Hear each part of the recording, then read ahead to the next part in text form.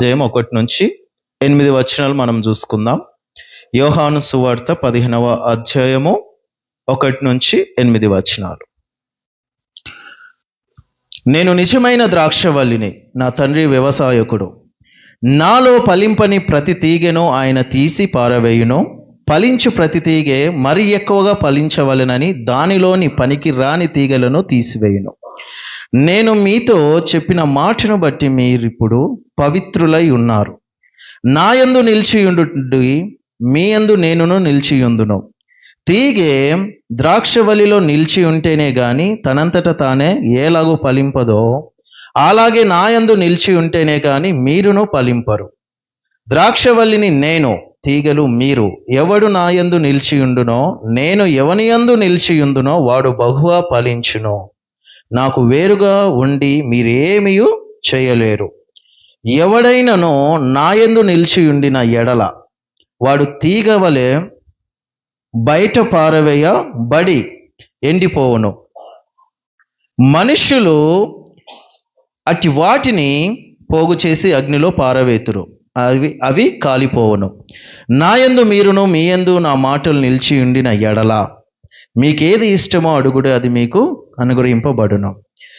మీరు బహుగా ఫలించుట వలన నా తండ్రి మహిమపరచబడును. ఇందువలన మీరు నా శిష్యులు లగుదురు. దేవుడి యొక్క మాటలను దీవించునుగాక. చాలా సందర్భంలో ఈ మాటలు మనం విన్నాం కదా. ఈ వాక్యము చాలా వరకు విన్నాం. లాస్ట్ వీక్ కూడా ఆ సండే సర్వీస్లో కూడా పాస్టర్ గారు మనకు చెప్పిన దాంట్లో కూడా ఒక రిఫరెన్స్లు తీసుకోవడం జరిగింది. అంతకుముందు నేను ఒక సండే ఇక్కడ ఫస్ట్ సండే నేను షేర్ చేసుకున్నప్పుడు ఐజయా చాప్టర్ 5 verse 1-7 షేర్ చేసుకున్నప్పుడు కూడా ఈ యొక్క రిఫరెన్స్ తీసుకోవడం జరిగింది. వాస్తవానికి మనం ఆలోచించాలి అంటే ఇప్పటి దగ్గర మనం స్తుతించాము. అంతకుముందు మనము ఉత్తర ప్రత్యుత్తరంగా కీర్తనల గ్రంథము 136వ కీర్తన మనం చదువుకున్నప్పుడు దేవుడు చేసిన మహిమనంతటిని బట్టి ఇజ్రాయేలు జనాంగమును ఏం చేసినారు? దేవుణ్ణి స్తుతించినారు కదా, అంకుల్ చెప్పారు. స్తుతించిన తర్వాత ఆ స్తుతి వాళ్ళలో స్థిరంగా ఉండిపోయిందా అని ఒకసారి మనం ఆలోచించుకున్నట్లయితే, వాళ్ళు ఏ పాటికి ఆ పాటు మేలు పొందిన వారిగా ఉన్నారు, తప్పిపోతూ ఉన్నారు. వాళ్ళ కళ్ళ ముందు ఎర్ర సముద్రము పాయలుగా చేయబడ్డది, ఆకాశం నుండి మన్నా కురిపింపబడ్డది. వాళ్ళ కళ్ళ ముందు దేవుడు ఐగుప్తు దేశమందు 10 తెగుళ్ళు ఆ యొక్క దేశంలో ఉంచి వీళ్ళను అద్భుత రీతిగా బయటికి తీసుకొచ్చిన అద్భుతాలన్నీ వీళ్ళు చూసినారు. అయినా వీళ్ళ జీవితంలో ఒకటి ఉన్నది. ఏమున్నది? సనుక్కోవడము, పదే పదే పదే పదే దేవునికి అవిధేయతగా జీవించడం, పడిపోవడము. ప్రియ సంగమా, ఇక్కడ మనం గ్రహించాల్సిన విషయం ఒకటి ఉన్నది. అంతకుముందు నేను చెప్పిన వాక్యంలో యెషయా గ్రంథం 5వ అధ్యాయంలో యెషయా పాడుతూ అంటాడు కదా, నా ప్రియునికి ఒక ద్రాక్ష తోట కలదు, సారవంతమైన భూమిలో దాన్ని తెచ్చి పెట్టినాడు. పెట్టిన తర్వాత ఆ తోటకు కావాల్సిందంతా ఆయన చేసినాడు. చేసిన తర్వాత కూడా ఈ యొక్క ఫలాన్ని ఏ రీతిలో ఈ యొక్క ఫలము పూసిందని చూడడానికి వెళ్ళినప్పుడు కారు ద్రాక్షలు కాసాయని మనం అక్కడ చూస్తూ ఉన్నాం. అంటే ప్రతిదానికి ఒక సమయం ఉంటుంది. వేసిన పంట కూడా అది మన చేతికి రావాలి అంటే సరైన సమయంలోనే అది మన చేతికి వస్తుంది. దాని యొక్క పంట విషయంలో చాలా వరకు కష్టపడి చివరికి వెళ్ళి దాన్ని మనం చూసినప్పుడు దాని యొక్క రిజల్ట్, ఆ యొక్క పంట ఫలము మనకు దొరకకపోతే మనకేమనిపిస్తుందండి? బాధ అనిపిస్తుంది. కొంతమంది రైతులు వాళ్ళు చేసిన పంటలో పురుగు మందు కూడా పనిచేయకపోతే చరిత్రలో చూస్తాం, ప్రస్తుతాలు కూడా చాలా జరిగిన ఉంటాయి. రైతులు వాళ్ళు వేసే పంట వాళ్ళ చేతికి రాకపోయినా, వర్షాలు వచ్చి పడిపోయినా వాళ్ళు ఏం చేసుకుంటారు? సింపుల్గా ఆత్మహత్యలు చేసుకుంటారు. దేవుడు కూడా అలాంటి ఒక పంటను నాటించిన తర్వాత వాళ్ళు ఒక మంచి పంటను దేవునికి ఇయ్యలేకపోయేసరికి దేవుడు ఏం చేసినాడంటే అక్కడ బాధపడ్డాడు. పడిన తర్వాత అనేక రకాలుగా ఇక్కడ మనం చూస్తూ ఉన్నాం యోహాను సువార్తలో, నిజమైన ద్రాక్షవల్లిని నేనే, నిజమైన ద్రాక్షవల్లిని నేనే అని క్రీస్తు చెప్పడానికి ఒక రీజన్ ఉంది. ఏంటో తెలుసా? ఒక ద్రాక్షవనముగా ఇజ్రాయేలు జనాంగాన్ని ఆయన పాతినప్పుడు they never give the wonderful result. అంటే ఏదియు వాళ్ళ చేతికి దేవుని యొక్క మహిమకరంగా వాళ్ళు జీవించలేకపోయినారు. అనుక్షణం వాళ్ళకు ప్రాబ్లం ఉన్నప్పుడు మోకాలేసి ప్రార్థన చేయడము, అది దేవుడు తీర్చిన వెంటనే మళ్ళీ ఏమైంది? ఏదో ఒక రీతిలో తప్పిపోవడము. వాస్తవానికి చెప్పాలంటే కొన్నిసార్లు మన జీవితంలో కూడా ఇలాంటి ఒడిదుడుకులు అనాలా, ఇలాంటి విపత్తులు మన జీవితంలో కూడా మనం చూస్తూ ఉంటాం. ప్రభు అనుక్షణం ఈ యొక్క సృష్టిని సృష్టించినప్పటి నుండి ఈ క్షణం వరకు కూడా ఈ సృష్టి పట్ల ఆయనకు ఏమాత్రం సంతోషము లేదు. ఆయన ఎక్కడో ఒక ఆశ ఆయన కలిగి ఉన్నాడు. ఎలాంటి ఆశ అంటే, ఏ నాటికైనా నేను తలంచింది. ఎందుకంటే ఆయన సర్వజ్ఞాని, హీ నో ఎవ్రీథింగ్.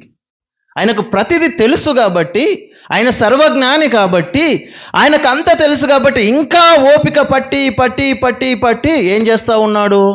పాపిష్ఠులమైన మనకందరికి ఇంకొక అవకాశము ఆయన ఇస్తా ఉన్నాడు.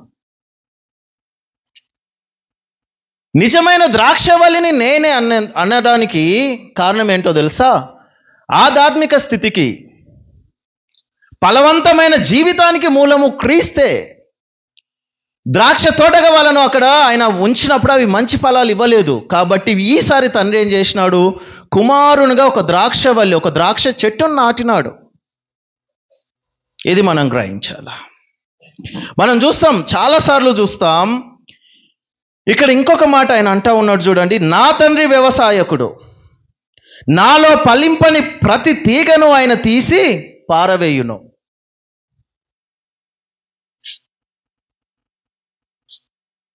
విచిత్రం చూడండి, నాలో ఫలింపని ప్రతి తీగను ఆయన తీసి పారవేయును. ఎవరిలో ఫలించాలంట? క్రీస్తులో ఫలించాలా కదా? క్రీస్తులో ఫలించాలి అంటే ఒక అర్హత మనం కలిగి ఉండాలా.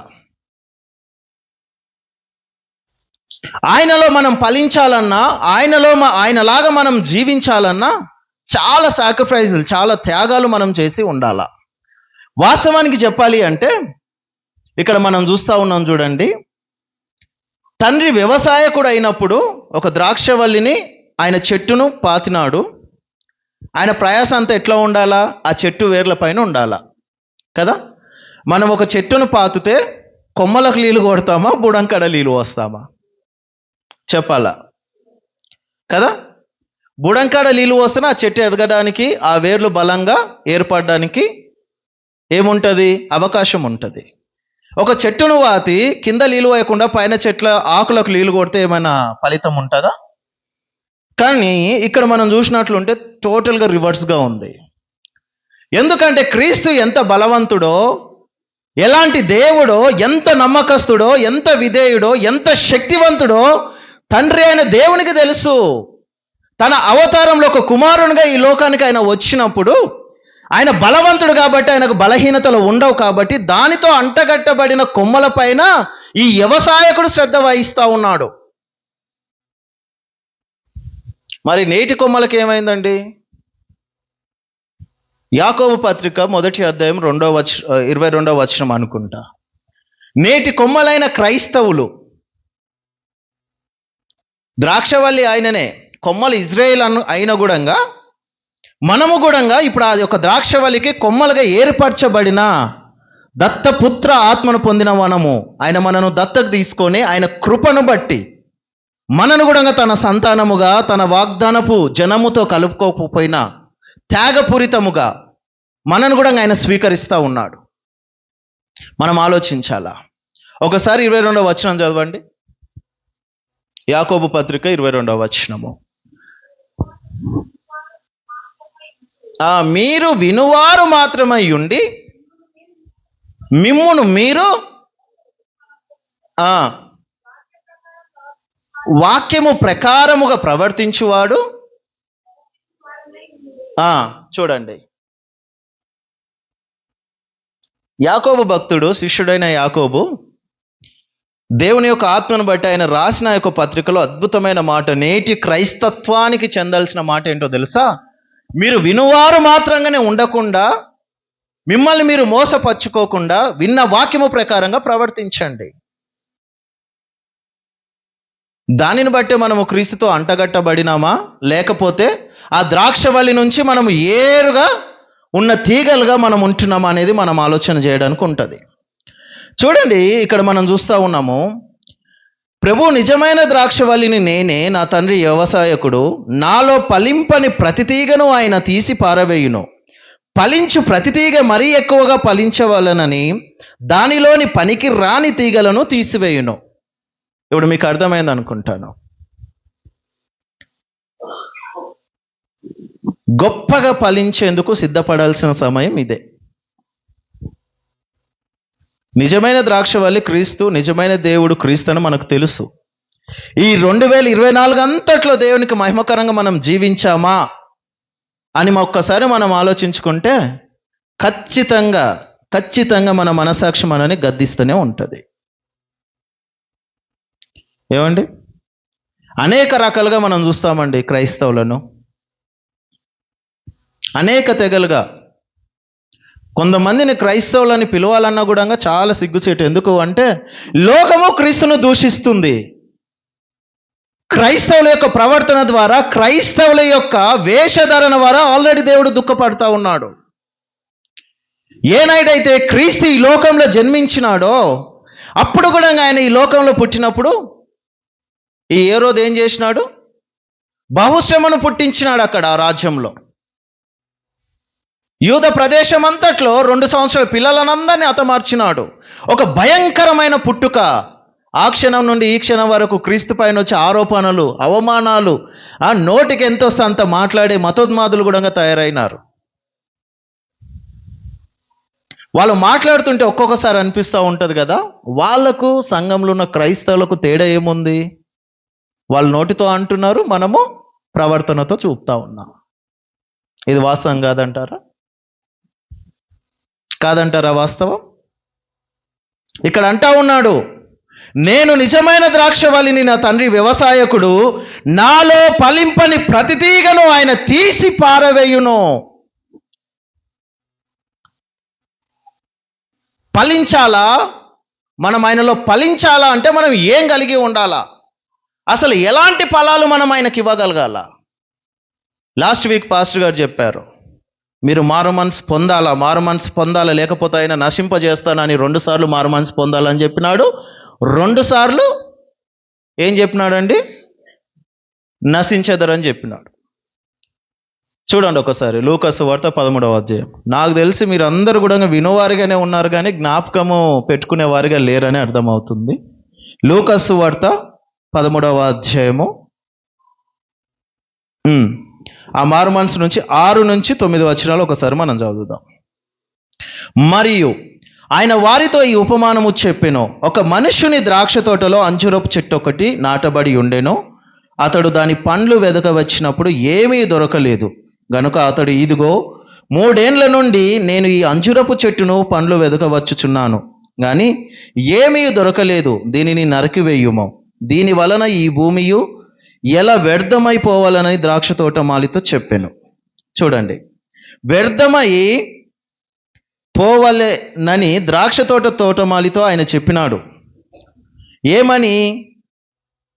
ద్రాక్ష వనమేమో ఇజ్రాయెల్స్కి అయితే పాస్టర్ గారు చెప్పినట్టు అంజురపు చెట్టు క్రైస్తత్వానికి ఒక నిదర్శనం. ఆయన వాగ్దానము జనము మధ్యలో క్రైస్తవునిగా క్రీస్తు వచ్చి అనేక మందిని ఆయన నామమును ప్రకటించిన తర్వాత, అనేకులు క్రైస్తవులుగా మార్చబడిన తర్వాత వీళ్ళందరూ ఒకటి గేదర్ అయినారు. ద్రాక్ష తోట విషయం ఇక్కడ రాయబడలేదు. క్రీస్తు చెప్పిన తర్వాత మారు మనసు పొందాలా, అది చెప్పిన తర్వాత వెంటనే ఒక ఉపమానం చెప్పినప్పుడు ఈ అంజూరపు చెట్టుకు నిదర్శనమైన మనకందరికి ఇక్కడ వేస్తున్న ఒక క్వశ్చన్ ఏంటి అంటే, ఇది 3 ఏళ్లకెళ్ళి దీన్ని చూస్తూ ఉన్నాను కదా, దీనివల్ల ఏమి ఫలము లేదే, దీన్ని ఎందుకు పెట్టినావు, దీన్ని నరికి వేసి అని చెప్తా ఉన్నాడు. తర్వాత వ్యవసాయకుడు తండ్రి పాత్ర అంతే.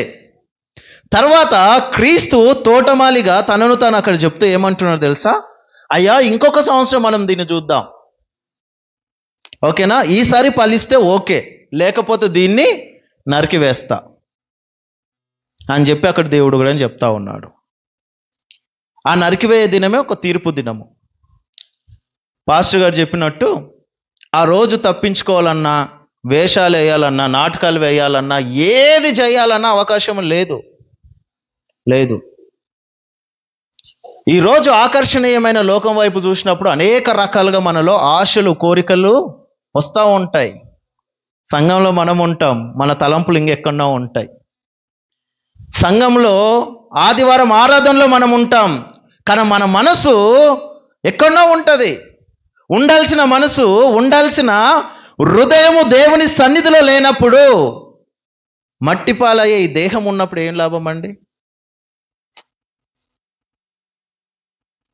దేహం ద్వారా ఏమి లాభం లేదు. దేవునికి కావాల్సిందేంది? మన మనస్సు. చూడండి, ఆయన మన హృదయంలో ఉండాలని కోరుకుంటా ఉన్నాడు, మన మనసులో ఆయన ఉండాలని కోరుకుంటా ఉన్నాడు.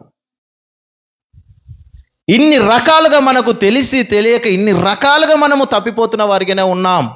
క్రీస్తుకు పనికొచ్చే ఫలముగా, ఆయన ఆశపడుతున్న ఫలముగా ఏదియూ మనలో ఆయనకు కనబడట్లేదు అనడానికి మనకు మనమే సాక్షులము. ఎవరో ఒకరు వచ్చి చెప్పడం అనేది కాదు, మనకు మనమే సాక్షులము. ఎస్, ఇది వాస్తవము. చూడండి, నాలో ఫలింపని ప్రతి తీగను ఆయన తీసి పారవేయును, ఫలించు ప్రతి తీగ మరి ఎక్కువగా ఫలింపవలెనని దానిలోని పనికిరాని తీగలను తీసి వెయ్యును. నిజంగా దేవుడు ఎంత గొప్పవాడు చూడండి. మనము ఫలించాలి, ఆయన యందు మనము ఫలము ఆయనకి ఇవ్వాలి, ఆయన కోరుకున్న రీతిగా మనం జీవించాలి అని ఒక ఆశ మనం కలిగి ఉంటే చాలు. మనలో ఉన్న సమస్త బలహీనతలను తీసివేసి ఆ ఫలంలోనే మనను అభివృద్ధి పరుస్తాడు ఆయన. అవి ఎలాంటి ఫలాలంటే ఇక్కడ రాయబడి లేదు, కానీ మన బైబిల్లో కొన్ని చోట్ల అద్భుతంగా ఆత్మఫలం అని ఒకసారి చూడండి. మత్తయి సువార్త 3:8.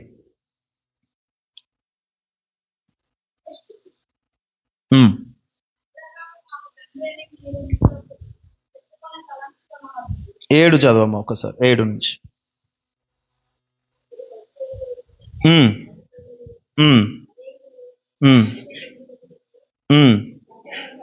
సర్ప సంతానమా, రాబో ఉగ్రతను తప్పించుకొనుటకు మీకు బుద్ధి చెప్పు వాడెవడు? మారు మనసుకు తగిన ఫలము ఫలించుడి. దేంతో పోలుస్తున్నాడు అక్కడ ఉండి వినేవాళ్ళను? సర్ప సంతానమా, రాబోయే ఉగ్రత నుండి తప్పించుకునే వాడెవడు? కాబట్టి మారు మనసుకు తగిన ఫలము మీరు పొంది ఉండుడి. మారు మనసు అనగానే అనేక ఫలాలు అందుట్లో మనం కలుపుకోవచ్చు. పశ్చాత్తాపానికి తగిన ఫలము, వాస్తవానికి చెప్పాలి అంటే మన పాత స్వభావాన్ని వదిలేసి నూతన స్వభావానికి మనము దగ్గవలసిన ఫలము మనం పొందాలి. అది దేవుడు కోరుకుంటా ఉన్నాడు. ఇంకొకటి మనం చూద్దాం, రోమిలకు రాసిన పత్రిక 6:22 ఒకసారి చూడండి. మారు మనసుకు తగిన ఫలము ఆయన ఫలించాలని చెప్తా ఉన్నాడు. ఇంకొకటి రోమిలకు రాసిన పత్రిక 6:22.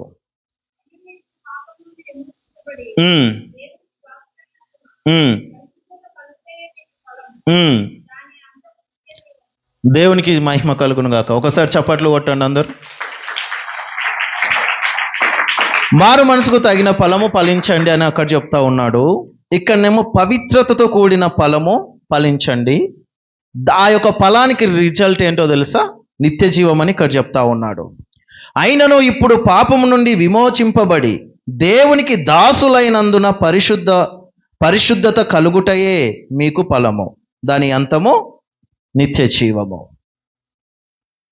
ఇంకొక చోట మనం చూద్దాం, గలంతి, ఇది అందరికీ తెలుసు, ఆత్మఫలం కదా, 5:22 ఒకసారి చూడండి.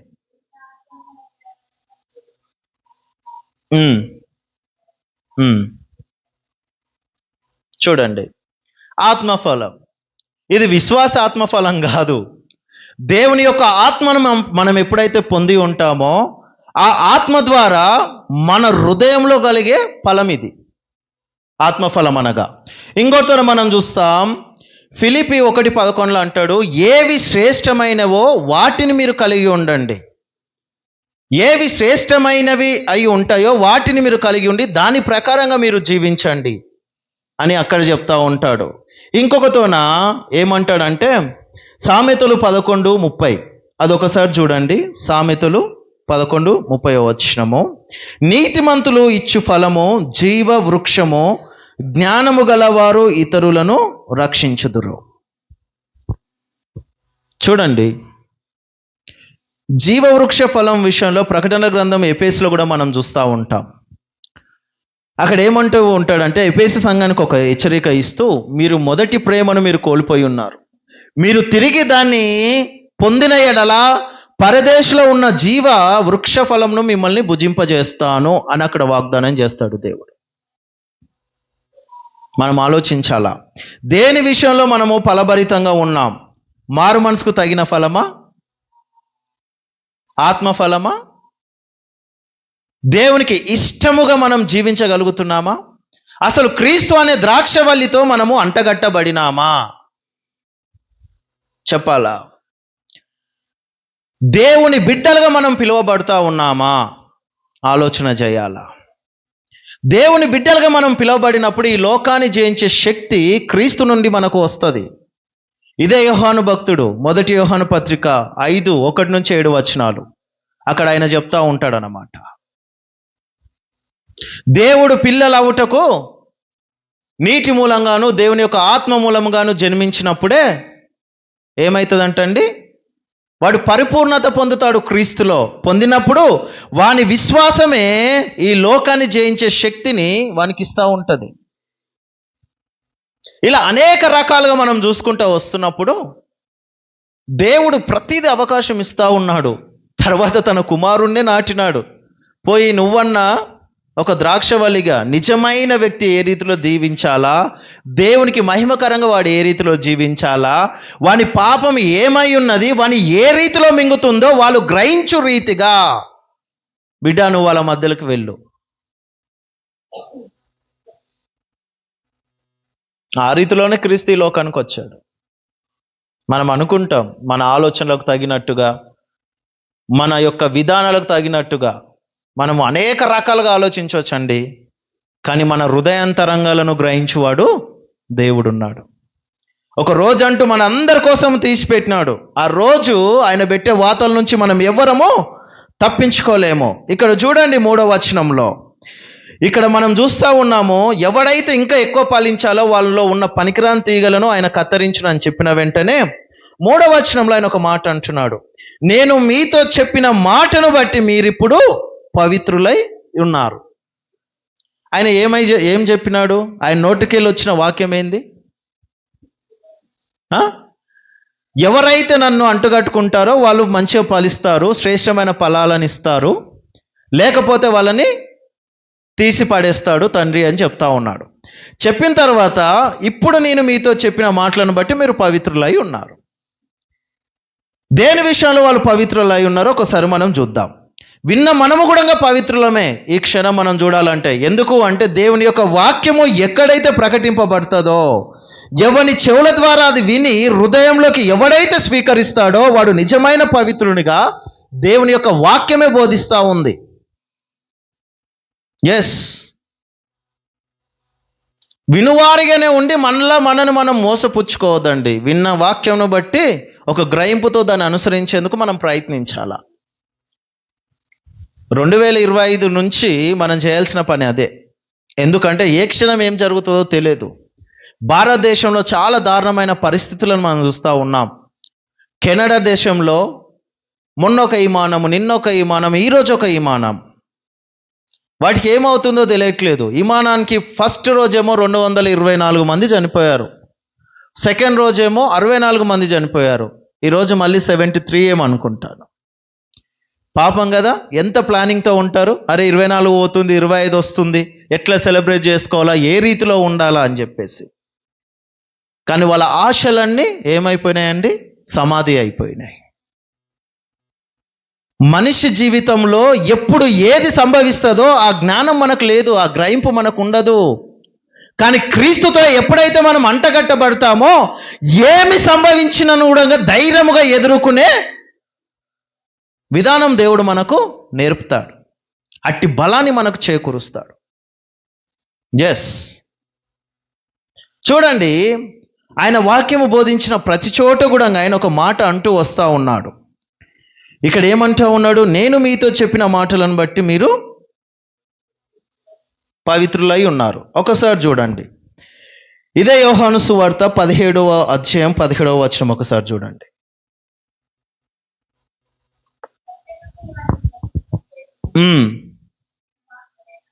ఏందంటండి? సత్యమందు మీరు ప్రతిష్ఠిత చేయము, నీ వాక్యమే సత్యము. ప్రభు ఈ యోహాను సువార్తలో 7 సార్లు నేనే అనే మాట వాడతాడు. ఇంగ్లీష్లో ఐఎమ్ సేస్ 7 times అని చెప్తారు. ఫస్ట్ ఆయన అంటాడు, నేనే వెలుగై ఉన్నాను, నేనే జీవమై ఉన్నాను, నేనే జీవ ఆహారము, నేనే జీవజలము. ఇంకొకటి కూడా 14:6 ఏంటండి? నేనే మార్గమును సత్యమును జీవమును, నేనే నిజమైన ద్రాక్షవల్లిని. ఆయన ఆ రీతిలో బోధిస్తున్నప్పుడు ఆయన నోటికేళ్ళు వచ్చే సత్యమే అది వాక్యము. ఈ సత్యము ఎవడైతే గ్రహించగలుగుతాడో ఆయన చెప్పినట్టుగా మార్గము సత్యము జీవమని ఆయన ఏ రీతిలో అయితే మొదటగా చెప్పి ఉన్నాడో అదే రీతిలో సత్యం అనే వాక్యమును మనము విశ్వసించినప్పుడు క్రీస్తులో ఉన్న జీవాన్ని పొందేవారిగా మనం ఉంటాం. కాబట్టి మనం ఏమై ఉన్నాం? పవిత్రులమై ఉన్నాం. పరిశుద్ధుడైన క్రీస్తు జీవంలో మనం పాలిభాగస్థులమైనప్పుడు, సత్యం అనే వాక్యమును మనలో నిలుపుకున్నప్పుడు మనము పవిత్రులమే. అది మనం ఒకసారి గ్రహించుకోవాలా. ఇంకొక తోన అంటాడు, కీర్తన 119:9-11 ఒకసారి చూడండి.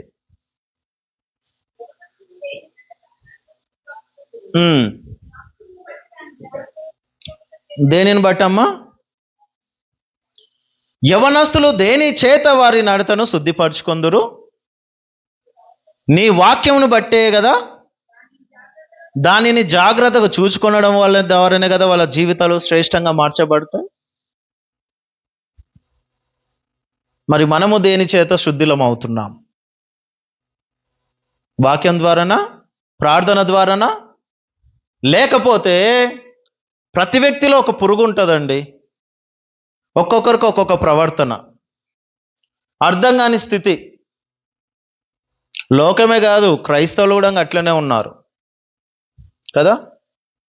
నిన్ను వాళ్ళ నీ పొరుగువాని ప్రేమించు అన్న మాటకు టోటల్గా రివర్స్గా ఉండే క్రైస్తవులు కూడా ఉంటారు. ప్రేమించినట్లనే ప్రేమిస్తారు కానీ వెనక గాలాలేసి లాగుతా ఉంటారు. క్రీస్తును ప్రదర్శించాలని అనుకుంటారు కానీ ఏదో ఒక రోజు వాళ్ళ బండారం అంతా బయటపడినప్పుడు నలుగురిలో వాళ్ళ తలను కూడా ఎత్తుకోలేని పరిస్థితి. కవరింగ్ మాటలు ఉంటాయి. అయ్యగారు చెప్పినట్టుగా అనేక రకాలుగా దేవుని సన్నిధి నుంచి తప్పించుకోవాలని వాడు చేయని ప్రయత్నం అంటూ ఉండదు. ఇంకా అలాంటి వాడు వాక్యం ద్వారా ఏ రీతిలో శుద్ధుడవుతాడు? ఎస్, ఎందుకంటే నేను కూడా ఒక అన్య కుటుంబంలోకి వెళ్ళే క్రీస్తుని నమ్ముకున్నాము. అంత తేలికగా మేము దేవుని నమ్ముకొని ఏదో చర్చికి వెళ్ళి కూర్చొని పాటలు పాడి వాక్యం వినే ఫ్రీడమ్ కూడా మాకు లేదు. కొన్ని రోజులు చిన్నగా ఉన్నప్పుడు అన్న వాళ్ళు పట్టించుకోలేదు. ఆఫ్టర్ 10th నేను చర్చికి వెళ్తే మా చిన్న వెనుక నుంచి వచ్చి తన్నేవాడు. ఏం రా, ఈ మాదిగోళ్ళ దేవునికి అలవాటు పడ్డావు, ఫస్ట్ ఈ నుంచి నువ్వు రా అని ఇట్లా ఒకరు. ఇంకొకరు ఎలా పుకారు లేపేవాళ్ళంటే, అరే వాడు మాదిగేర్లు ఎవరినో పిల్లని ప్రేమిస్తున్నట్టున్నాడు రా, వాళ్ళ గురించి వీడు చర్చికి అలవాటు పడ్డాడు అని ఇలా. ఇంకొకరు అనేవాడు వీడు మతద్రోహిరా అనేవాడు. ఇంకొకడు అనేవాడు మా ఇంట్లో ఏం చిన్న సమస్య వచ్చినా ఇక చూడు వీళ్ళ దేవుని వదిలేసినాడు, ఆ దేవుని పట్టుకున్నాడు కాబట్టి వాళ్ళ దేవుడు వీళ్ళకి ఇట్లా చూపుతున్నాడు అనేవాడు. అది ఎక్కడ తిరిగి తిరిగి తిరిగి తిరిగి వచ్చి నేను చర్చికి పోయేతోనే వచ్చి ఆగేది, ఫుల్ స్టాప్. విచిత్రం ఏందో నాకు తెలియదు. ఈరోజు నేను సేవకుని కావడానికి ఒక కారణం ఏముంది అంటే, ఎంతగా మా వాళ్ళు నన్ను హింసించే వాళ్ళు అంతగా రెట్టింపు ఆశ నాకు కలిగేది దేవుని పైన. వాళ్ళు నన్ను కొట్టడానికి వస్తే నేను దేవుని పాటలు పాడుకుంటా పరిగెత్తుతోని, మామూలుగా కాదు. నేను అనుకుంటాను నన్ను నేను మీ ముందర ప్రదర్శించట్లేదు, ఎందుకంటే నాకు చెప్పాలి అంటే చాలా ఉంటుంది. అది చెప్పుకుంటే ఇప్పుడు ఒకటే మనకు సమయం కాదు, 2025 సంవత్సరం వచ్చిపోతుంది కూడా. ఆ రీతిలో వాళ్ళు ఏ రీతిలో అయినా నన్ను హింసించడానికి వచ్చినా కూడా ఒక తెలియని ఆనందం నాలో కలిగేది. ఎందుకో తెలుసా? దేవుని వాక్యాన్ని నేను అంత ఇష్టంగా వినేవాడిని, అంత ఇష్టంగా చూసుకునేవాడిని. అది వినేటట్టుగా దాన్ని చెప్పే రీతిగా మా పాస్టర్ గారు ఆ రీతిలో ఉండేవాడు.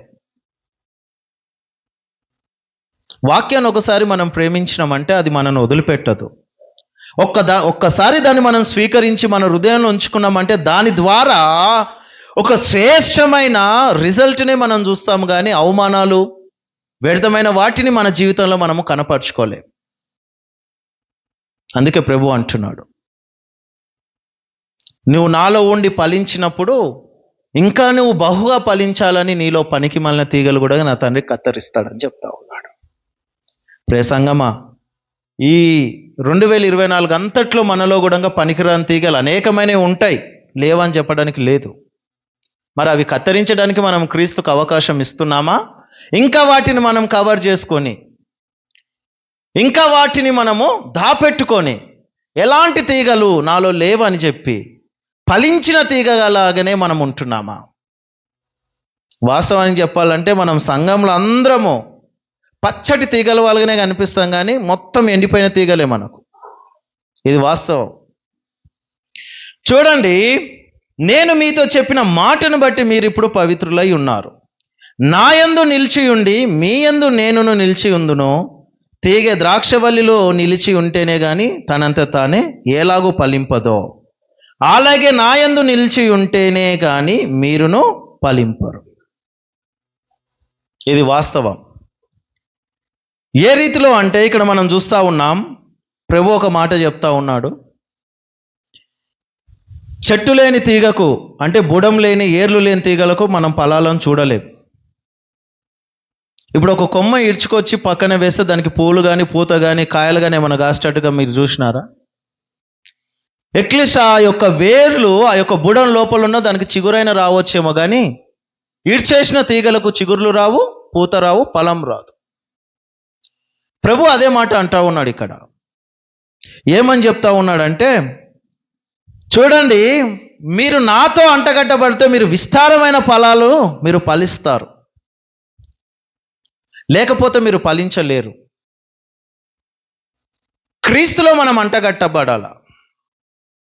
ఏ రీతిలో మనం అంటగట్టబడాలి అంటే, క్రీస్తులో పౌలు ఏ రీతిలో అయితే ఆయన నీలీనమై ఉన్నాడో, తన శిష్యులు 12 మంది ఏ రీతిలో అయితే క్రీస్తు గురించి జీవించడమో, ఏ రీతిలో అయితే క్రీస్తులో వాళ్ళ బతుకులను వాళ్ళ జీవితాలను వెతుక్కొని ఆ రీతిలో అతిసాక్షులు అయినారో, అనేక మంది గొప్ప గొప్ప చరిత్రకారులు, మిషనరీస్, గొప్ప గొప్ప దైవజనులు క్రీస్తు నిమిత్తము ప్రాణాలు వదిలేసిన వాళ్ళు ఉన్నారో, ఆ రీతిలో మనం క్రీస్తును వెతకాల.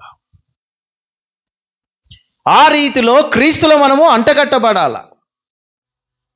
ఈరోజు మన కుటుంబంలో సమస్యలు ఉన్నాయంటే దేని వలన చెప్పాలా? ఈరోజు మన కుటుంబంలో ఒక దాన్ని మనం జయించలేకపోతా ఉన్నాం. ఒక దాని విషయంలో పదే గొడవలు అవుతా ఉన్నాయి. ఒక దాని విషయంలో చాలా బలహీనంగా ఉండి అది మన కంటికి బలంగా కనిపిస్తూ ఉన్నాయంటే అక్కడ దేని వల్ల మనం ఓడిపోతున్నాం అనే ఆలోచన మనం చేయాలి. ద బెస్ట్ ఎగ్జాంపుల్ అండి, ప్రపంచంలో క్రైస్తత్వం వచ్చినప్పటి నుండి ఇప్పటి వరకు కూడా దాన్ని హతమార్చాలని గొప్ప గొప్ప వాళ్ళు లేచినారు.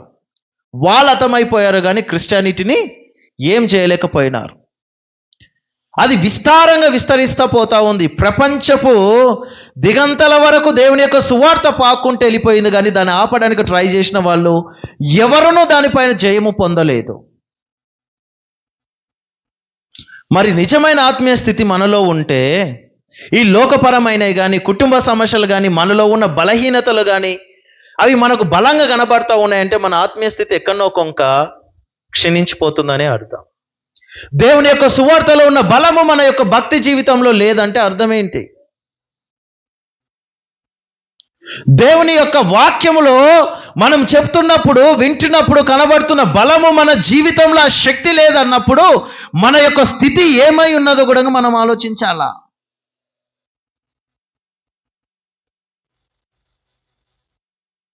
వాక్యము నిమిత్తమే కాదు, దానికి తగిన ప్రార్థన కూడా మనం చేయాలి. వాక్యము బోధించిన క్రీస్తుకే తప్పలేదు ప్రార్థన అండి మనకు నేర్పించడానికి. ఉపదేశం ఆయననే, ఉపదేశకుడు ఆయననే, ప్రార్థన ఆయననే వింటాడు, కానీ ప్రార్థన కూడా ఆయననే చేస్తాడు. మరి క్రీస్తులో మనం గణపడుతున్న మాదిరి మన జీవితంలో ఉన్నదా? ఈ 2024లో ఎవరికైనా అట్టి మారిది మనం చూపించగలిగామా?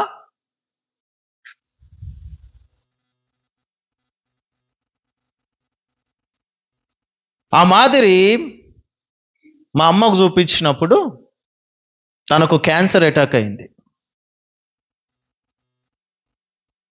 అప్పటి వరకు మా అమ్మకు నేను వాక్యం చెప్తా ఉన్నా. అప్పటి వరకు క్రైస్తత్వం అంటే ఆమెకు నచ్చదు. ఎందుకంటే ఆమె సవర్ నిండేది. ఎవరైనా దయ్యాలు పట్టిన వాళ్ళ ఇంటికి వస్తే వేపాకు తీసుకొని వాళ్ళకు దయ్యాలను వెళ్ళగొట్టి బొట్టు పెట్టి పంపించేది. వచ్చిన వాళ్ళు కూడా ఒక టెంకాయ 11 రూపాయలు ఊదుబత్తులు తెచ్చి మా అమ్మకి ఇచ్చేవాళ్ళు. మీ దేవుడు గొప్పోడమ్మా, ఇవన్నీ ముట్టియండి అని చెప్పి. మళ్ళీ మా దేవునికి ఒక పేరు. ఏం పేరు? తిక్కనర్సప్ప. మళ్ళీ వీళ్ళని ఎవరన్నా వీళ్ళని ఏమన్నా అంటే వాళ్ళ కూడా తిక్కలేస్తుందని ఒక భయం. వాకిట్లో అడుగుడంగా పెట్టేవాళ్ళు కాదు.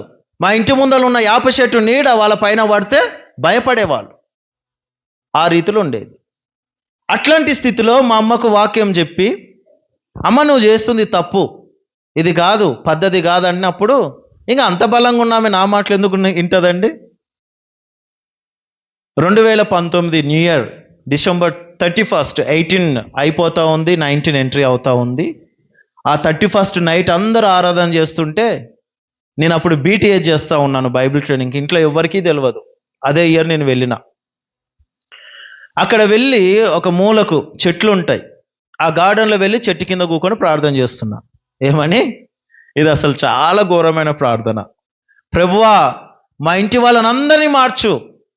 2010లో నేను నిన్ను నమ్ముకున్నా, ఇప్పుడు ఇంకా 19 వస్తుంది, 9 సంవత్సరాలు అయింది, నేను ఒక్కరిని కూడా మార్చలేకపోయినా, నీ వాక్యం చెప్పలేకపోయినా, నీ వాక్యం నా ఇంటి వాళ్ళకి చెప్పాలంటే నాకు భయం అవుతా ఉంది. ఇక నాకు చేత కాదేమని నేను అనుకుంటా ఉన్నా. దయచేసి నువ్వన్న నా కుటుంబం పరిస్థితిని మార్చు. పాస్టర్లు వస్తే కూడా ఇంటికి రిసీవ్ చేసుకునే వాళ్ళు కాదు. విశ్వాసులన్నా ఎవరన్నా కూడా ఏది చేసినా కూడా వాళ్ళకి అసలు సంతోషం ఉండేది కాదు దేవుని విషయంలో. ఆ రీతిలో ప్రార్థన చేస్తున్నప్పుడు నాకు దుఃఖం ఆగట్లేదు. ఎందుకంటే కాలేజ్కి అందరు ఫ్యామిలీస్ వచ్చి వాళ్ళ కొడుకులు బైబిల్ ట్రైనింగ్ చేస్తున్న వాళ్ళకు గైడెన్స్ ఇచ్చేవాళ్ళు, డబ్బులు ఇచ్చేవాళ్ళు, బిడ్డ ఇట్లున్నారు, ఇట్లా ప్రార్థన చేయి, ఇది ఇట్లా నేర్చుకో అన్నీ చెప్పేవాళ్ళు. వాళ్ళందరూ అక్కడ చెప్తుంటే నేను ఒక మూలకుంటే వాళ్ళని చూసేవాడిని. నాది చూడడానికి చాలా పెద్ద ఫ్యామిలీ. ఆ బాధ అదంతా నేను దేవునితో నేను కక్కేశాను. ఇది నా బాధ. నువ్వు ఏమైనా చేయి, నా కుటుంబము మరణ స్థితికి చేరేలోపు వాళ్ళు క్రైస్తవులుగా పేరు పొందే చావాల. ఈ లోకంలో ఒకడు క్రీస్తును అంగీకరించి ఏ రీతిలో అయితే చావాలని ఒక క్రైస్తవుడు కోరుకుంటాడో అదే రీతిలో నా కుటుంబము కూడా క్రైస్తవ కుటుంబంగానే నా కుటుంబం యొక్క అంతం ఉండాలా అని ప్రార్థన చేశాను. 19, 20, 21లో మా మమ్మీకి క్యాన్సర్ అని తెలిసింది. తెలిసిన తర్వాత తనకు వాక్యం చెప్పడము, చేయడము, దేవుని అంగీకరించడము, ఇక వాటిని అన్నిటిని ఆమె వదిలేసిందండి. చర్చికి రావడము, బలంగా కూర్చోవడము. కూర్చున్న తర్వాత ఒకనొక రోజు సెప్టెంబర్ 27 ఏదో చిన్నగా కడుపులో నొప్పి వచ్చిందంటే, ఆ రోజు ఫ్రైడే హాస్పిటల్కి వెళ్దామని చెప్పి తీసుకొని పోయినాం. పోయిన తర్వాత అది క్యాన్సర్ అని తెలిసింది. నాకు ఇంకా భయం అయింది. చర్చికి రమ్మని చెప్పిన వస్తూ ఉంది, ఇప్పుడు సంఘానికి వస్తూ ఉంది, ఇప్పట్లోనే క్యాన్సర్ అని చెప్తే మళ్ళీ వాళ్ళు అంటారు వీళ్ళ దేవుని వదిలేసి ఈ దేవుని నమ్మినందుకే మళ్ళీ ఈమెకు క్యాన్సర్ వచ్చిందని అంటారేమని. ఆ రీతిలో భయం వేసినప్పుడు బలమైన ప్రార్థన చేసినాం. నేను ఒకటే అనేవాడిని, అమ్మా నీకు 55 సంవత్సరాలు, మహా బతికిన కూడా 20 ఏండ్లు 10 ఏళ్ళు బలంగా ఉండొచ్చు, తర్వాత ఉండొచ్చు. దేవుని చిత్తం అయితే నేను బ్రతికిస్తాడు, లేకపోతే ప్రార్థన చేసుకో. దేవుని సన్నిధిలో నువ్వు ఉంటే యుగ యుగాలు తరతరాలు మనం కలిసి ఉండొచ్చు, కాబట్టి ప్రార్థన చేసుకో. ఆ రీతిలోనే మా అమ్మ ప్రార్థన చేసుకోవడము. 2022 డిసెంబర్ 25కు ఆమె బాప్తిసం తీసుకోవడము. తర్వాత 2022 జూలై 6కు ఆమె చనిపోవడం జరిగింది. ఇంకా చనిపోయిన రోజు ఉన్నాయండి గొడవలు, పాస్టర్ గారికి తెలుసు. బంధువులు అందరూ వచ్చినారు. నాకు ఏడ్చేర్చిన నాలో బలం లేదు. ఏదో హార్ట్ స్టోన్ లాగా నాకు వచ్చి స్ట్రోక్ లాగా వచ్చి నాకు బలహీనం అయిపోతా ఉన్న పాస్టర్ గారు వచ్చారు, అటాక్ అయింది. ఇంకా రాళ్ళే లేపుతారు, కట్టెలు ఏమవుతారు, రే మీరు మతం మార్చినారు కదరా, పాస్టర్లనే మోయమని చెప్పండి అని పాపం అయ్యగారిని మళ్ళీ మళ్ళీ గుంజుతారు ముందరికి. ఏం చేయాలో అర్థం కాదు, ఏం చెప్పాలో అర్థం కాదు. కానీ పాస్టర్ గారు ఒక మాట, ఆ దుఃఖంలో నేనున్నా కూడా ఆయన చెప్పిన ఒక బలమైన మాట ఏంటో తెలుసా? నాన్న, మీ తల్లి సమాధి, క్రైస్తవ సమాధి నీ ఊరికి ఒక పునాదిగా మార్చబడాల. ఈ మాట పాస్టర్ గారే చెప్పారు. అంకుల్ చెప్పినప్పుడు నాకు వచ్చిన ధైర్యం అండి, అదేదో సిల్వ చేసుకొచ్చారు పెట్టే ముందు నడవడానికంట.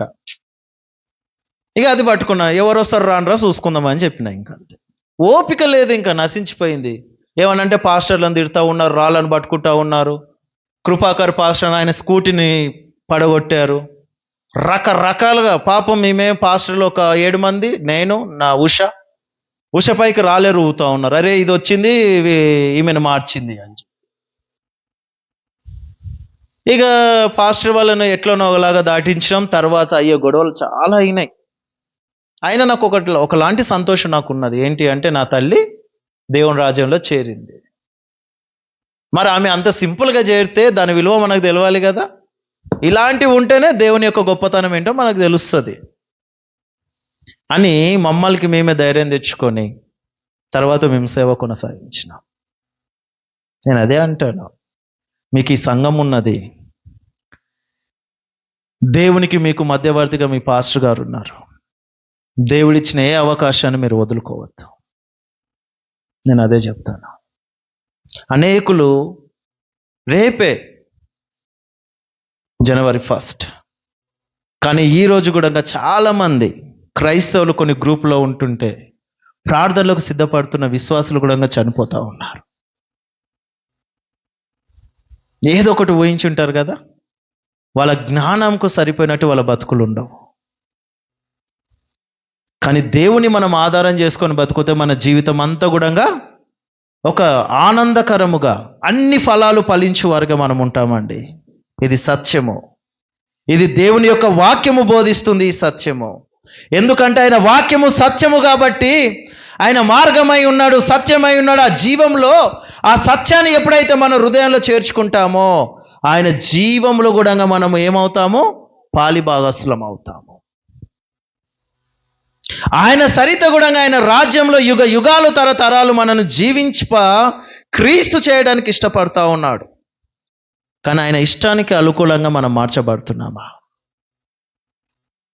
చెప్పాలా? చాలామంది చాలా సంఘాల్లో ఎక్కడ వెళ్ళినా కూడా ఉంటారు. ఎందుకంటే ప్రతి సంఘంలో ఎక్కువ సంఖ్య స్త్రీలనే ఉంటుంది, పురుషులది ఉండదు. సేమ్ మన సంఘంలో ఉన్నట్టే కదా, ఇంతమంది స్త్రీల మధ్యలో ఒక 10 మంది పురుషులు ఉన్నారు అంతే. ఎందుకు మీ కుటుంబాలు సంఘానికి రాలేకపోతున్నాయి? దేని విషయంలో మీ భర్తలకు మీరు దేవుని గురించి చెప్పలేకపోతున్నారు? మరి వారి పట్ల, మీ కుటుంబాల పట్ల మీకు ప్రయాస లేదా? లేకపోతే ప్రార్థన జీవితము మీరు కలిగి లేరా? నిజమైన సత్యవాకు ఎప్పుడైతే మన హృదయంలో చేర్చబడతాదో ఆ క్షణమే మనము ప్రార్థన యోధులుగా తీర్చిదిద్దుతారండి దేవుడు. తీర్చబడతాము కూడా. ఆ స్థాయికి మనను దేవుడు చేరుస్తాడు. చేరినప్పుడు మీరు ఏదో చెప్పాలనేది కాదు, మీ ప్రయాస అంతా ఆయన ముందు ప్రార్థన రూపంగా ముందు పెడితే ఆయననే వాళ్ళని పట్టుకొస్తాడు. అందుకే ఇక్కడ ప్రభు అంటా ఉన్నాడు చూడండి, నా యందు నిలిచి ఉండుడి, మీ యందు నేనును నిలిచి ఉందును. నిలవడం అంటే ఇప్పుడు నేను ఫుల్ ఫీట్ పక్కలో ఇట్లా నిలవడం కాదు. ఆయన పక్షాన మనము పోరాడాల్సిందంతా పోరాడాలా, అప్పుడు ఆయన మన పక్షాన పోరాడడం అనేది ఉంటుంది. అదొక అద్భుతమైన అనుభవము. నేనైతే మాటల్లో వర్ణించలేనండి. ఎస్, మీరు నమ్ముతారా? నాకు ఒక్క స్నేహితుడు కూడా లేడు, అందరూ నన్ను వదిలేసిండ్రు దేవుని నమ్మిన తర్వాత. అది వాళ్ళ ఆలోచన.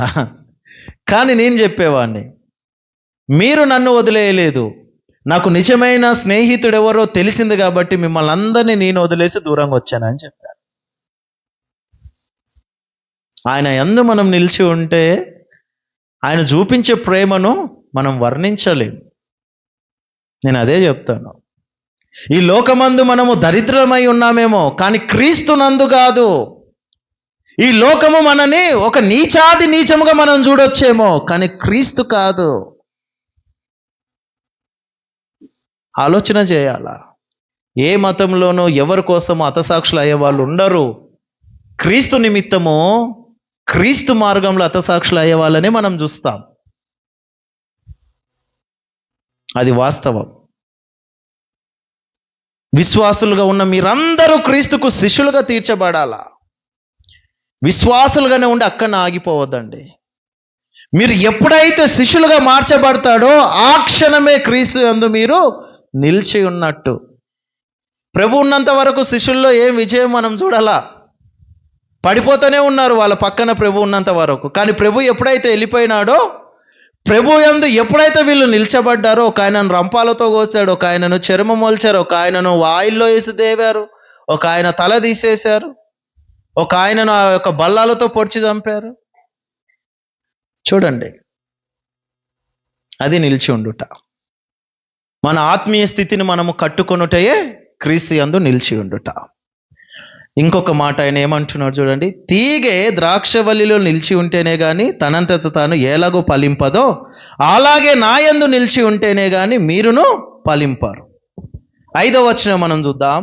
ద్రాక్షవల్లిని నేను, తీగెలు మీరు. ఎవడు నా యందు నిలిచి ఉండునో, నేను ఎవని యందు నిలిచి ఉందునో వాడు బహుగా ఫలించునో. నాకు వేరుగా ఉండి మీరు ఏమీ చేయలేరు. సేమ్ ప్రభు అక్కడ చెప్తా ఉన్నాడు, మీరు ఏ రీతిలో జీవించాలా, ఏ రీతిలో నా పక్షాన మీరు ఉండాలని చెప్పేసి ప్రభు ఆయనంతకు ఆయననే చెప్తా ఉన్నాడు. తర్వాత మనం ఇక్కడ చూస్తూ ఉన్నాం 6వ వచనంలో, ఎవడైనను నా యందు నిలిచి ఉండని ఎడల వాడు తీగల వలె బయట పారవేయబడి ఎండిపోవును. మనుషులు అట్టి వాటిని పోగు చేసి అగ్నిలో పారవేతురు, అవి కాలిపోవును. వెంటనే మళ్ళా తీర్పిచ్చేసినాడు. ఇక్కడ 6వ వచనంలో తీర్పిచ్చేసినాడు. 5-4 వచనాలనేమో ఏ రీతిలో మనం ఉండాలని చెప్పేసి మార్గాలను సరళం చేసినాడు. ఒక క్రైస్తవుడు క్రీస్తులో ఏ రీతిలో ఫలించాలి, ఏ రీతిలో ఆయనలో ఆనుకొని ఉండాలి, ఏ రీతిలో ఆయన మన పక్షాన్ని వచ్చి ఆయన నిలబడతాడని చెప్తూ మళ్ళీ కింద వెంటనే ఏం చెప్తా ఉన్నాడు అయితే, ఎవడైనను నా యందు నిలిచి ఉండని ఎడల వాడు తీగల వల్ల బయట పారవేయబడి ఎండిపోవును. మనుషులు వాటిని పోగు చేసి ఏం చేస్తారంటండి, అగ్నిలో వేస్తారు. చూడండి, మనం ఇంకా బయట పారవేయలేదు. పారవేసినట్లయితే ఇక్కడ మనం ఉండేవాళ్ళం కాదు. మనం కూడా లోకంలో ఉండి ఏదో ఒక రకంగా డ్యాన్స్లో ఏదో ఒక రకంగా మనం సెలబ్రేట్ చేసుకునే వాళ్ళం న్యూ ఇయర్. మనం ఇంకా వెండిపోలేదు, ఇంకా మనము క్రీస్తులో బలహీనము గాల, ఇంకా మనం బలంగానే ఉన్నాం కాబట్టి ఆయన సన్నిధిలో మనం ఉన్నాం. ఆయన తీర్పిచ్చేస్తా ఉన్నాడు. ఎండిపోయిన వాటినన్నిటిని మనుషులు కరెక్ట్ చేసి అగ్నిలో పారవేస్తారని చెప్తా ఉన్నాడు. చూడండి, వారు నరకాగ్నిలో కాలిపోతారని ఆయన అనడం లేదు, కానీ నరకము అవిశ్వాసులకు పట్టే గతి. వాస్తవాన్ని చెప్పాలంటే ద్రాక్షవల్లి క్రీస్తు అయినప్పుడు ద్రాక్ష చెట్టు క్రీస్తు. ఇప్పుడు ఆ చెట్టుకున్న తీగలకు క్రీస్తు ఎవరో తెలుసు కదా? తెలుసా తెలియదా? చెప్పాలా? ఒక చెట్టు నుంచి ఉన్న తీగలకు ఆ చెట్టు గురించి తెలియదా అమ్మా? తెలుస్తుంది కదా. క్రీస్తు అని తెలిసిన తర్వాత కూడా అవి ఫలించకపోతే ఏమవుతుంది? అది ఆ చెట్టు నుంచి కత్తిరింపబడతాయి, బయట పారవేస్తారు, అవి ఎండిపోతాయి. ఎండిపోయినవి ఎక్కడికి వెళ్తాయి? నరకానికి వెళ్తాయి. ఇప్పుడు మీకు అర్థమవుతుందా? దేవుడు నరకంలో వేస్తానని అన్నట్లేదు, కానీ అవిశ్వాసాలకు పట్టే గతే నరకం. మరి యొక్క గ్రూప్లో మనం ఉన్నామేమో మనం గ్రహించుకోవాలా, ఆ స్థితి మనం కలిగి ఉన్నామేమో మనం గ్రహించుకోవాలా. అవిశ్వాసము, వేషధారణ అనేక రకాలుగా క్రీస్తుకు వ్యతిరేకంగా ఉన్న ప్రతి ప్రవర్తన యందు మనం నిలిచి ఉంటే గనుక మన అంతము నరకమే. ఇంకొక మాట అంటాడు 7వ వచనంలో చూడండి, నా యందు మీరు మీ యందు నా మాటలు నిలిచి ఉండిన ఎడల మీకు ఏది ఇష్టమో అడుగుడు, అది మీకు అనుగ్రహింపబడును. దేవుడు మీకు కొత్త సంవత్సరం యొక్క వాగ్దానం ఇచ్చినట్లే. హల్లెలూయా. చప్పట్లు కొట్టి దేవుని మహిమపరచండి. దీనిని మించిన వాగ్దానం ఉండకపోవచ్చు. ఒకసారి మళ్ళీ అందరూ ఒకసారి చదవండి 7వ వచనం అందరు కలిసి గట్టిగా.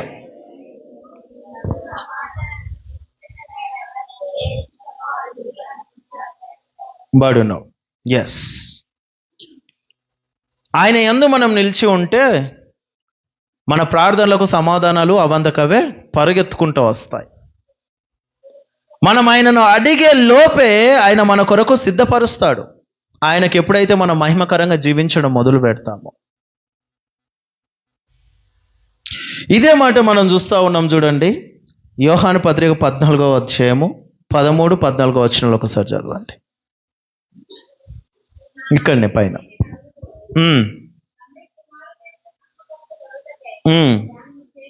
ఏందంటండి, మీరు నా నామంన దేనిని అడుగుదురో తండ్రి కుమారుని యందు మహిమపరచబడుటకై దానిని చేతును, నా నామము మీరు నేను చేతును ఎడల గై కొందరు.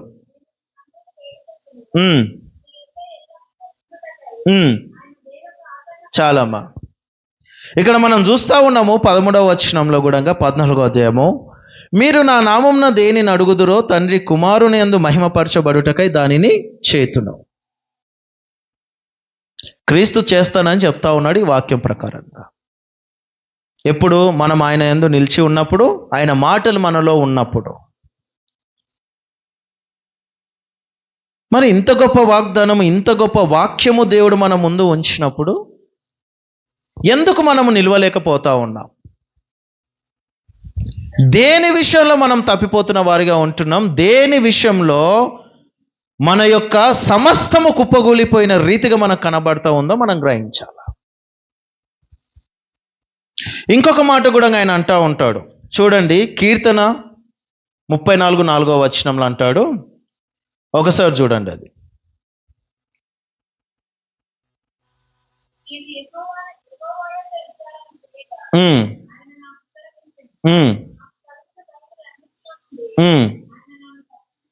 చూడండి, యెహోవాకు నేను ఉత్తరము, ఆయనకు మనవి చేయగా ఆయన ఉత్తరం ఇచ్చినాడు, కానీ ఆయన కలిగి ఉన్న భయములన్నిటి నుంచి ఆయన తప్పించినాడంట. కీర్తనకారుడు చెప్తా ఉన్నాడు. కీర్తనలో ఒక్కొక్క కీర్తనలు మనం చదువుతూ ఉన్నప్పుడు ఒక్కొక్క అధ్యాయం నుంచి ఒక్కొక్క గొప్ప గొప్ప గుణపాఠాలు మనం నేర్చుకుంటామండి. వాళ్ళ భక్తి కానీ, వాళ్ళ విశ్వాసం కానీ, వాళ్ళ భయం కానీ, దేవుని యందు వాళ్ళు ఏ రీతిలో జీవించారో ప్రతిదీ మనం చూస్తూ ఉంటాం. ఇక్కడ ప్రభు కూడా అదే అంటున్నాడు, మీకు ఏది ఇష్టమో అడుగుడు, అది మీకు అనుగ్రహింపబడును. మీరు బహుగా ఫలించుట వలన నా తండ్రి మహిమపరచబడును, ఇందువలన మీరు నా శిష్యులగుదురు. చూడండి, దేవుని యందు ఆయన యొక్క గొప్ప ప్రేమను మహిమపరచబడుటకే. దేవుడు ఏది చేసినా కూడా, దేవుని యొక్క గొప్ప కార్యాలయ అందు కూడా మనం నిలిచి ఉన్నామంటే జస్ట్ ఆయన మహిమ పొందుటకే ఆయన మనని వాడుకుంటా ఉంటాడు. ఇక్కడ ప్రభు చెప్తున్నది కూడా అదే, తండ్రి మహిమపరచబడుటకు నేను చేతును అంటా ఉన్నాడు. ఈ మాటలు చాలాసార్లు మనం చూస్తూ ఉన్నాము. ఇంకా కొద్ది నిమిషాల్లో మనం వాక్యాన్ని ముగించుకుందాం. మత్తయి సువార్త 5:16 వచనం ఒకసారి మనం చూసినట్లయితే చూడండి ఒకసారి అది.